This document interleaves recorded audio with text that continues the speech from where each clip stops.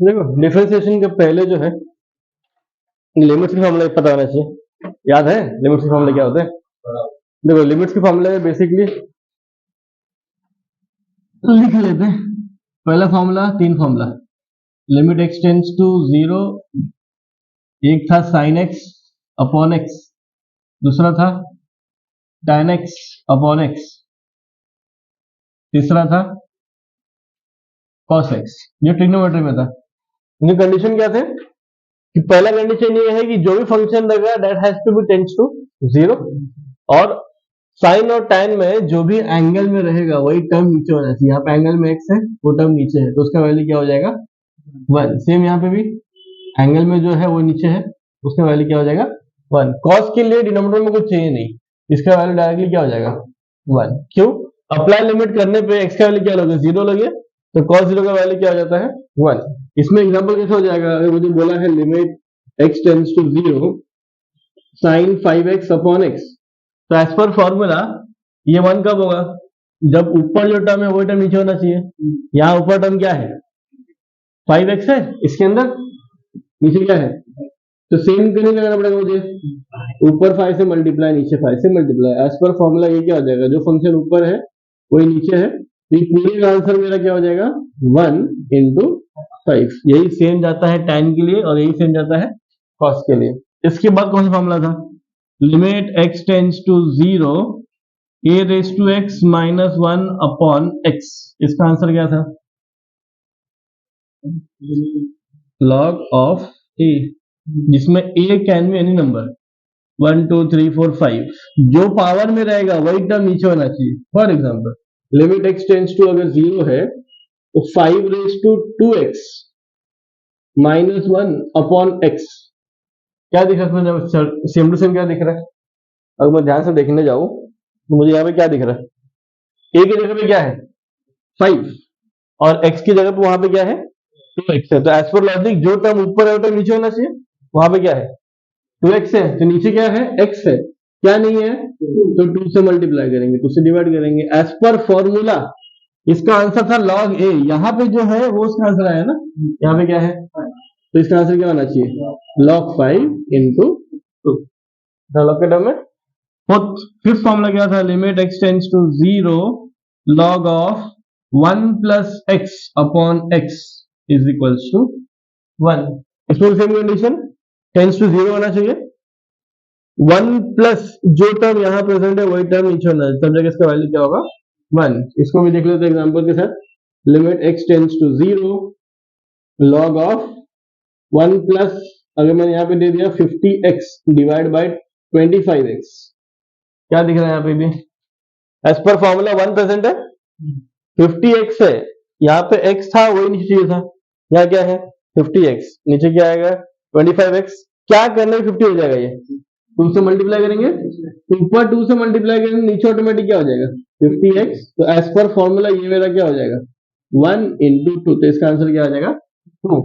तो हम लोग करना क्या रहता है, एज पर फॉर्मूला उसको कन्वर्ट करना रहता है, और जैसे ही वो उस फॉर्म में आ गया जहां फॉर्मूला एप्लीकेबल है उसका वो फॉर्मूला का वैल्यू अप्लाई कर देंगे। इसके बाद का फॉर्मूला तुम लोगों को याद है, ये वाला कुछ था 1 plus x raise to 1 by x, पहला कंडीशन 1, जो टर्म यहाँ रहेगा उसका रेसिप्रोकल मतलब उल्टा, x का उल्टा क्या हो जाएगा 1 अपॉन एक्स, 5x का उल्टा क्या हो जाएगा 1 अपॉन 5x, देन मैंने बोला 2x बाय 3 का उल्टा क्या हो जाएगा 3 बाय 2x, जो भी रहेगा यहाँ पे टर्म उसका उल्टा वहां प्रेजेंट होना चाहिए, तो उसका वैल्यू क्या रहेगा e हो जाएगा। फॉर एग्जाम्पल मैंने limit x tends to 0 1 plus x the whole raise to 1 by x, जो टर्म यहाँ जो डायरेक्ट फॉर्मूला लिखा ना मैंने, और यहाँ पे x की जगह पे मान लो अगर होता 6x, तो एज पर फॉर्मूला जो टर्म यहाँ है वही टर्म उसका उल्टा ऊपर होना चाहिए। यहाँ पे क्या है, इसका उल्टा क्या होगा 1 बाय, यहाँ पे क्या है मेरे पास 1 बाय एक्स है, क्या नहीं है, तो यहाँ करूंगा मैं 6 से मल्टीप्लाई करूंगा, 6 से डिवाइड, एज पर फॉर्मूला इसका वैल्यू क्या होना चाहिए ई होना चाहिए, और ये जो 6 है वो पावर में है ना, तो ई के पावर में क्या आ जाएगा 6 आ जाएगा। लॉजिक क्या है, और कोई फॉर्मूला नहीं, ज्यादा कुछ ज्यादा काम कर रहे तुम लोग। एक फॉर्मूला था x टेंड्स टू a के टर्म में, x raise to n minus a raise to n upon x minus a, tends to a होना चाहिए, इसमें जीरो नहीं होता है। Then x raise to n, जो x के पावर है वही a के पावर में होना चाहिए, और जो न्यूमरेटर है वही टर्म नीचे होना चाहिए विद पावर 1, तब जाके इसे कंडीशन क्या बोलते हैं, n a raise to n minus 1। यही आने वाला डिफरेंशिएशन का पहला formula x raise to n का, क्लियर हो ये। और एक आखिरी फॉर्मूला था limit x tends to infinity के टर्म में, infinity 1 upon x raise to k, इसका वैल्यू हमेशा होता था 0। मतलब अगर इंफिनिटी रहा और x के पावर में कुछ भी रहा तो उसका वैल्यू क्या रहेगा, 0।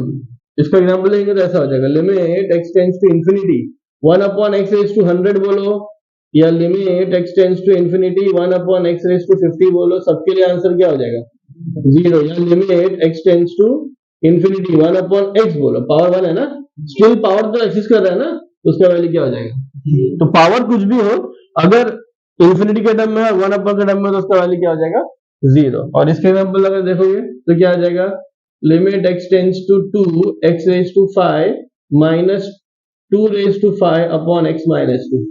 कंपेयर करके देखो, एक ही जगह पे क्या है, एक ही जगह पे 2 है, n की जगह पे क्या है, तो अगर मैं फॉर्मूला अप्लाई करूं तो फॉर्मूला क्या हो जाएगा, n मतलब 5 a raise to n minus 1, तो यह आ जाएगा 5 2 रेज टू 4।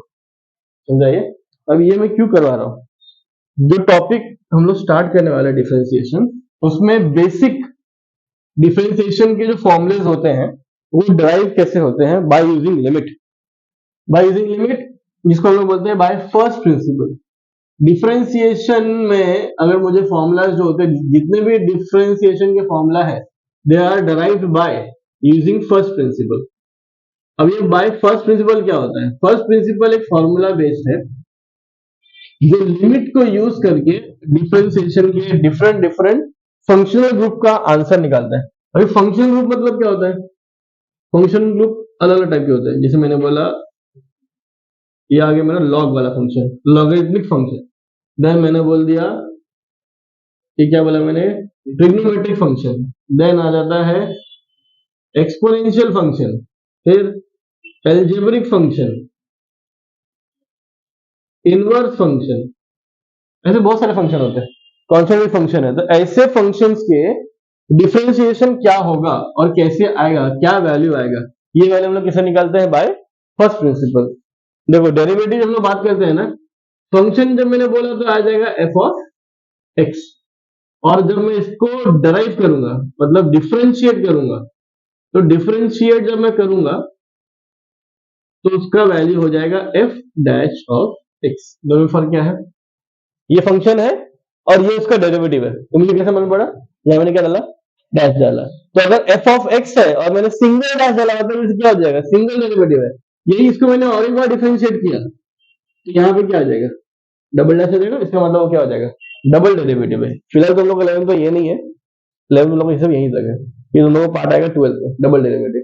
तो यहाँ लॉजिक क्या रहता है कि सिंगल फंक्शन को डिफरेंशिएट करो क्या मिल जाएगा, एफ डैश ऑफ एक्स, उसी को आप डिफरेंशिएट करो क्या मिल जाएगा, F double dash of x. ये फंक्शन का टर्म हो गया।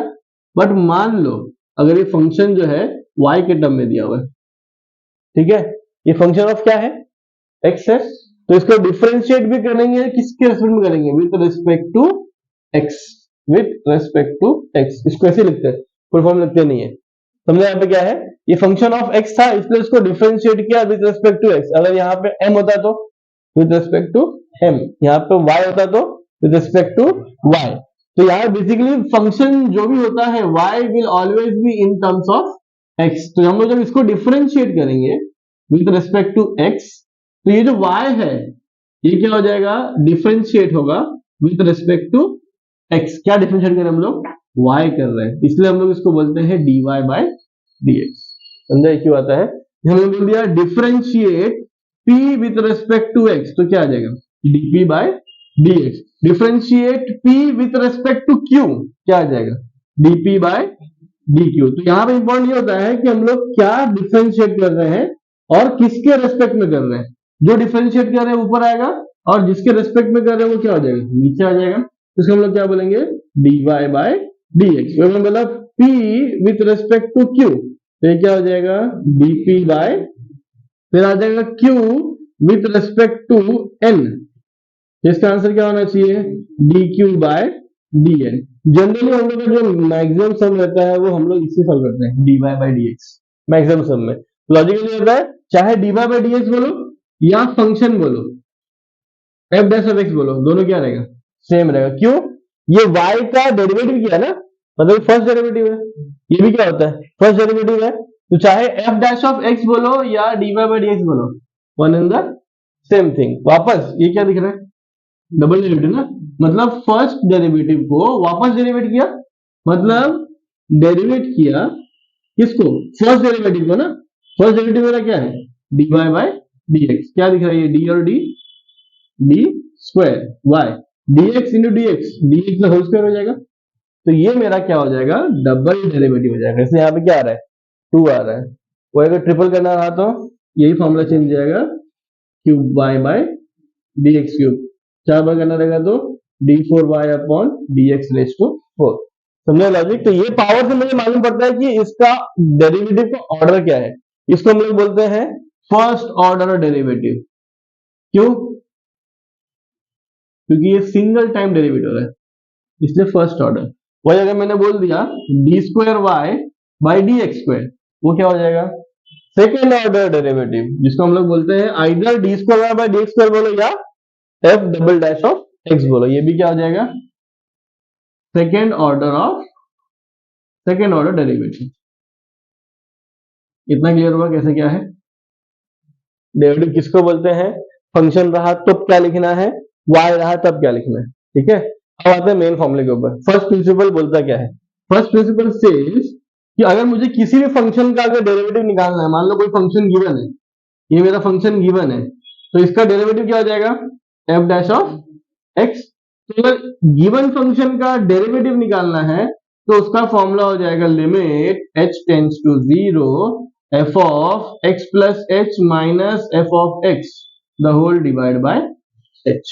ये बेसिक फॉर्मूला है, किसी भी फॉर्मूले को मतलब कोई भी फॉर्मूला अगर वो डेरिवेटिव निकालना है तो ये फॉर्मूले के थ्रू निकल सकता है। अब जैसे मैंने बात कर दिया अलग अलग फंक्शन कौन से मैंने बात किया लॉग का बात किया, उसके बाद मैंने tan का बात किया, इनवर्स का बात किया, तो अगर बात कर रहा हूं मैं ट्रिग्नोमेट्री का, ट्रिग्नोमेट्री में कितने फंक्शन होते हैं, साइन होता है, कॉस होता है, tan होता है, सेक होता है, कोसेक होता है, और इसके अलावा कुछ होता है ट्रिग्नोमेट्री में, मतलब इन छह के अलग अलग फॉर्मूला निकलेंगे। तो मान लो मैं एज्यूम करता हूं पहला क्वेश्चन कि मेरा जो फर्स्ट फंक्शन है क्या मैं लेता हूं साइन एक्स, बहुत ध्यान से देखना है इसको भी, ये साइन एक्स है।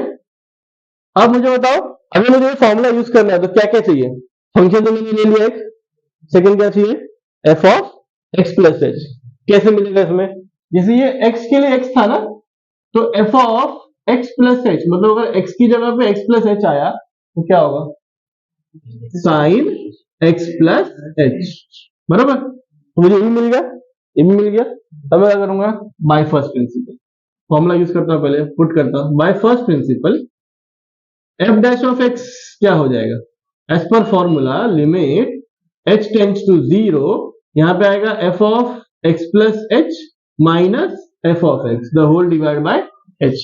मैंने फॉर्मूला मेंशन कर दिया।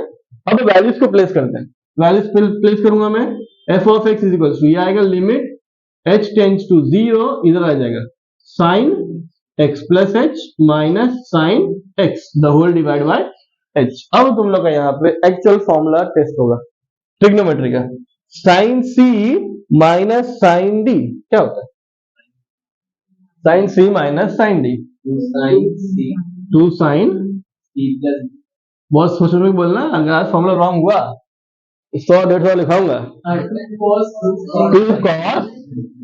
To cos c plus d, ये c है ना और ये d है, तो x plus h plus x divide by 2 c plus d into sine c minus d, तो x plus h minus x the whole divide by 2, ये इसका फॉर्मूला हो गया।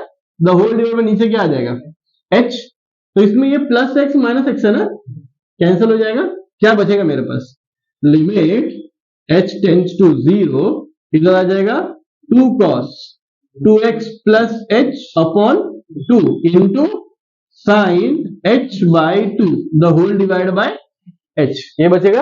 अब यहाँ आता है फॉर्मूला वाला पार्ट। अब मुझे बताओ लिमिट में कॉस के लिए डिनोमिनेटर में कुछ चाहिए फॉर्मूला अप्लाई करने के लिए?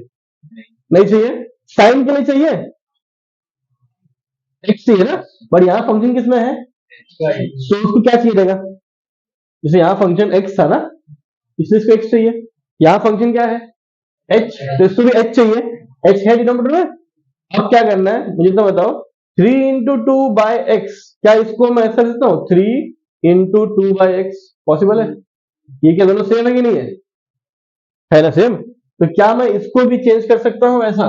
Limit h tends to 0 2 cos 2x plus h by 2, ये जो साइन h बाई 2 है इसको मैं सेपरेट कर देता हूँ into sine h by 2 the whole divide by, ये जो h था उसको मैंने सेपरेट कर दिया। क्यों सेपरेट किया?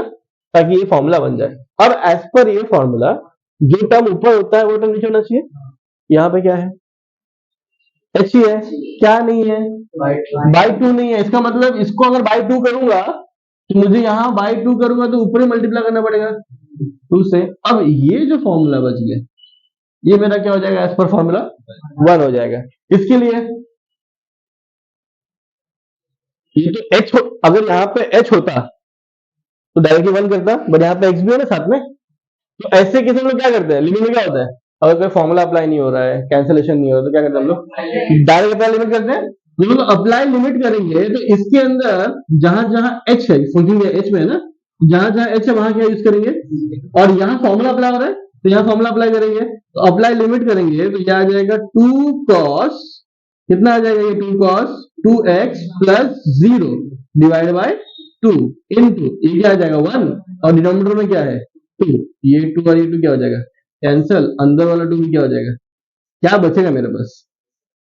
इसका मतलब मैं ये बोल सकता हूं जो फंक्शन मैंने sin x लिया था उसका डेरिवेटिव क्या आने वाला है? cos x। समझाइए। तो ये मेरा फर्स्ट फॉर्मूला बन गया कि derivative of d by D x, इसको नहीं बोलते d by D x, derivative of sine x with respect to x. क्या मिला अपने को? ऐसे ही अपने को कॉस फाइंड करना है, साइन फाइंड करना है, सेक फाइंड करना है, कोसेक फाइंड करना है। समझाइए कैसे आया हुआ? अच्छा